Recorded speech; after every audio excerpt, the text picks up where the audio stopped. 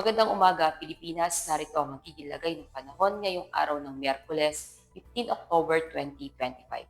Sa kasalukuyan, meron pa rin po tayong binabantayang low pressure sa labas ng ating Philippine Area of Responsibility.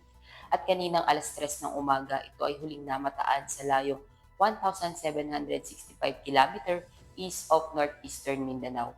At ang nasabing low pressure po ay may katamtamang tsansa na maging ganap na isang bagyo sa loob ng 24 hours to 48 hours. At inaasahan po itong papasok ng Philippine Area of Responsibility bukas. At ang nasabing LPA naman po ay wala pang direktang epekto sa ating bansa. Samantalang northeasterly wind flow naman ang nakakaapekto dito sa may extreme northern Luzon at yung easterlies po na nakakaapekto dito sa may central Luzon, southern Luzon at Visayas. At para naman sa magiging lagay ng panahon ngayong araw, dahil nga sa easterlies, asahan natin dito sa may Metro Manila, sa Calabarzon, sa Bicol Region, sa Isabela, sa Aurora, Nueva Ecija, sa Bulacan, Marinduque, Oriental Mindoro at Romblon ay makakaranas ng maulap na kalangitan na may mga kalat-kalat na pag-ulan, pagkulog at pagkidlat. Sa ibang nalalabing bahagi naman ng Luzon, asahan naman natin ang bahagyang maulap hanggang maulap na kalangitan na may mga pulupulong pag-ulan, pagkulog at pagkidlat.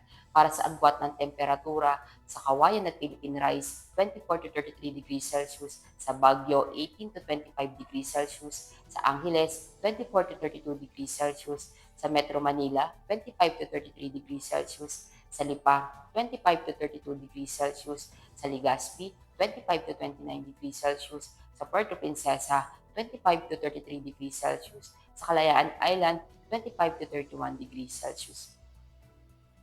At dito naman sa may Visayas, asahan natin dito sa may Visayas, sa Capiz, sa Aklan, sa Cebu at sa Bohol at Eastern Visayas ay makakaranas din ng maulap na kalangitan na may mga kalat-kalat na pag-ulan, pagkulog at pagkidlat.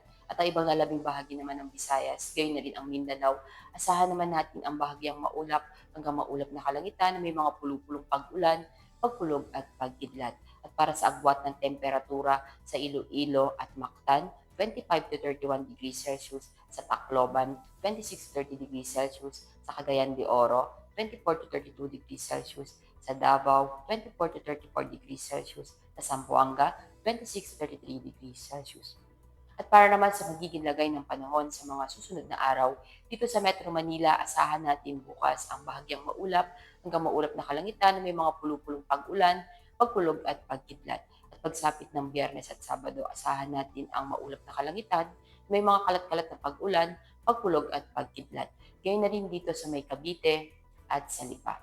At sa Angeles naman, asahan natin hanggang Sabado, hanggang Biyernes, ang bahagyang maulap hanggang maulap na kalangitan na may mga pulupulong pag-ulan, pagkulog at pagkidlat. At pagsapit ng Sabado, asahan natin ang maulap na kalangitan na may mga kalat-kalat na pag-ulan, pagkulog at pagkidlat. At sa Puerto Princesa, asahan natin bukas hanggang Sabado ang bahagyang maulap hanggang maulap na kalangitan na may mga pulupulong pag-ulan, pagkulog at pagkidlat. Gayun na rin dito sa may Kalayaan Island, sa Lapu-Lapu, sa Davao at Zamboanga. Ang araw ay sumikat ng 0547 at lulubog ng 1736. Para sa ating moon illumination, meron tayong 32% decreasing. At para manatiling updated sa lagay at taya ng panahon, i-follow lamang ang Air Force Weather Center sa aming mga social media accounts. At yan lamang po ang latest update natin sa weather sa ngalan ng aming commanding officer na si Colonel Alvin John Pugador, POP GSC. Ako si Sergeant Ashley F. Makulangan, Philippine Air Force, weather forecaster ng Air Force Weather Center. Muli, magandang umaga, Pilipinas.